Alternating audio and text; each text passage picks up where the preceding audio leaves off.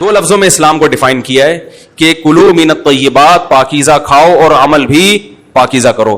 تو جو اصل بات میں یہ محرم ہی کے حوالے سے یہ آیت کا میں نے انتخاب کیا تھا کہ جب آپ پاکیزہ کام کریں گے اور پاکیزہ کھائیں گے تو اس سے آپ لوگوں کو اچھے لگیں گے اور لوگوں کا دل چاہے گا کہ آپ جیسے بن جائیں.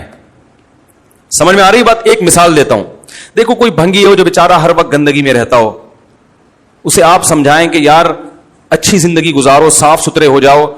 آپ نے کسی دن اس کو نہلا دیا, بہترین کپڑے ڈیٹول سے نہلایا, سروس کروائی, کیونکہ ظاہر ہے وہ اتنے دنوں سے ایک کام کر رہا ہے تو وہ سروس کے بغیر دھلے گا نہیں.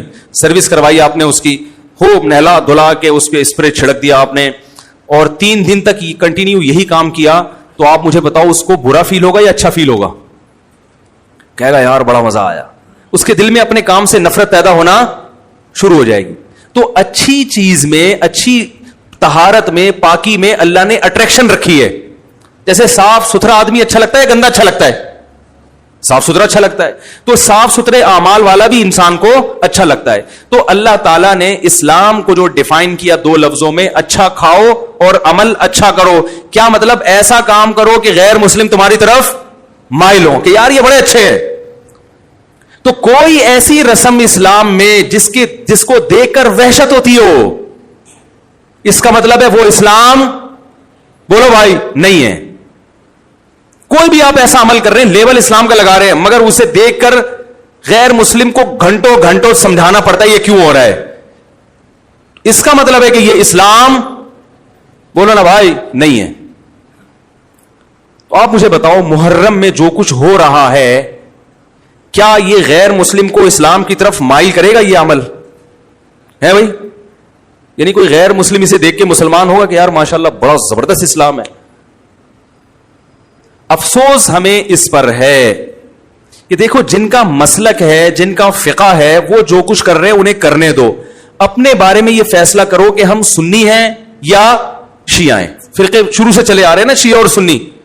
ختم کرنا تو ممکن نہیں ہے. تو حضرت عیسیٰ علیہ السلام جب نازل ہوں گے تو تلوار کی زور سے تمام فرقوں کو ختم کر دیں گے.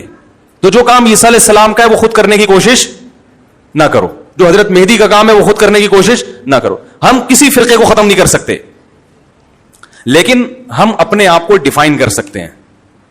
ہم یہ بتا سکتے ہیں کہ ہماری رائے میں صحیح کیا ہے. تو میرے بھائی, نبی صلی اللہ علیہ وسلم نے فرمایا 73 فرقوں میں سے ایک جنتی ہے. تو یا تو ادھر چلے جاؤ, یا بولتے کیوں نہیں, ابھی نہیں بول رہے تو پھر عمل کیسے کرو گے, یا تو پورے ادھر چلے جاؤ یا پورے ادھر آ جاؤ. مجھے خدا کی قسم اس پر کوئی اشکال نہیں ہوتا کہ شیعہ لوگ ماتم کیوں کر رہے ہیں, شیعہ لوگ یہ سب کچھ کیوں کر رہے ہیں, وہ جو ہے وہ مرثیے کیوں پڑھ رہے ہیں. مجھے اس پر اشکال نہیں ہوتا. ان کے دلائل ہوں گے ان کے پاس, ان کے علماء ان کو بتاتے ہیں. وہ کب کہتے ہیں کہ ہم سنی ہیں, وہ کب کہتے ہیں کہ ہم صحابہ کو حجت سمجھتے ہیں. ایک چیز کا انہوں نے دعویٰ ہی نہیں کیا تو ہم ان پر وہ کیوں تھوپے ان کے سر پہ. لیکن میں آپ کی بات کر رہا ہوں, میں ان لوگوں کی بات کر رہا ہوں جو اپنے آپ کو سنی کہتے ہیں. تو بھائی پھر سنی ہو تو جو اہل سنت والجماعت کے جو چاروں مکاتب فکر ہیں, حنفی, مالکی, شافعی, حنبلی, اہل سنت کے ہیں نا, ان کی کتابوں میں کہیں بھی اس طرح کی کوئی چیز, بولو بھائی, نہیں ہے. ماتم کرنا اہل سنت کے ہاں جائز نہیں ہے. نبی صلی اللہ علیہ وسلم نے میت پر چیخو پکار کرنے کو حرام قرار دیا ہے. نوحہ کو جو میت پہ رونا پیٹنا ہوتا ہے, گریبان چاک کرنا, اس عمل پر آپ صلی اللہ علیہ وسلم نے لعنت فرمائی ہے. صحیح بخاری صحیح مسلم کی حدیثیں ہیں. حضرت جعفر طیار رضی اللہ تعالی عنہ نبی کے سگے چچا زاد بھائی میدان جنگ میں شہید ہوئے. 4 بیویاں بیوہ ہوئی ہیں, چھوٹے چھوٹے بچے یتیم ہو گئے. آپ نے ان کی بیویوں کو زور سے رونے کی اجازت نہیں دی. اتنا غضبناک ہوئے جب وہ باز نہیں آئے, آپ نے فرمایا ان کے منہ پہ خاک پھینک دو. حالانکہ بیوہ ہوئی ہیں, قابل ترس ہیں, لیکن چیخ کے رونے کی اجازت, حالانکہ وہ تو اہل بیت میں سے تھے. حضرت جعفر طیار ظلمن شہید ہوئے تھے.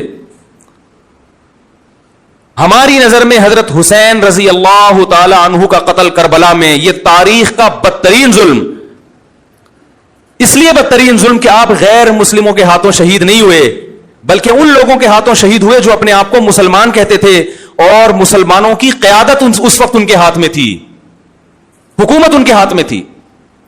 لیکن اس ظلم پہ اہل سنت والجماعت کے ہاں جو سنی ہیں ان کے چاروں مکاتب فکر کے ہاں نہ رونے پیٹنے کی اجازت, نہ نوحہ کرنے کی اجازت, اور نہ میرے بھائی ماتم کرنے کی اجازت. میرے بھائی آپ لوگ اللہ کا واسطہ محرم میں مرثیے نہ لگائیں. ہر گاڑی میں کوئی نوحہ چل رہا ہے, کوئی شیعہ ہے تو ٹھیک ہے وہ کرے, سنیوں پہ یہ کام زیب نہیں دیتا, کیونکہ یہ منافقت ہے. پتہ ہی نہیں چل رہا آپ ادھر ہو یا آپ ادھر ہو, آپ کا مسلک کہیں نہیں پتا چل رہا. ہمیں ایک مسلک کو فالو کرو. ہمارے ہاں محرم منحوس مہینہ نہیں ہے, ہمارے ہاں محترم مہینہ ہے, مبارک مہینہ ہے. امہات المومنین میں سے بعض کی اس مہینے میں شادی ہوئی ہے. ہم شہادت کو نحوست نہیں سمجھتے. 10 محرم پہلے سے مبارک تھا, حضرت حسین کی شہادت کی وجہ سے اور مبارک بن گیا, منحوس نہیں بنا. شہادت مبارک عمل ہے, منحوس نہیں ہے. ہم اس مہینے میں کالے کپڑے نہیں پہنیں گے, ہم اس مہینے میں خوشیاں منانے کو جائز سمجھتے ہیں. لوگ کہتے ہیں ان کو حسین سے محبت نہیں ہے. محبت کا جو طریقہ حسین نے بتایا اس طریقے پہ عمل کرنا حسین سے محبت ہے. جو طریقہ حسین سے ثابت نہیں ہے اس طریقے پہ محرم کو منانا یہ محبت کا طریقہ ہماری رائے میں نہیں ہے. سمجھ میں آ رہی ہے بات کہ نہیں آ رہی ہے؟ اور ایک میں وضاحت کر کے بیان کو ختم کروں. بھائی یہ کوشش کریں گے نا, اس کی محرم نہ منحوس مہینہ ہے, نہ اس میں بلائیں نازل ہوتی ہیں, اس میں خوشیاں منانا بھی جائز ہے, اس میں نکاح کرنا شادی کرنا بھی درست ہے. یہ جو مشہور محرم کی شادی ناکام ہوتی ہے 100% غلط ہے. جو شیعہ حضرات ہیں وہ بچیں اس سے.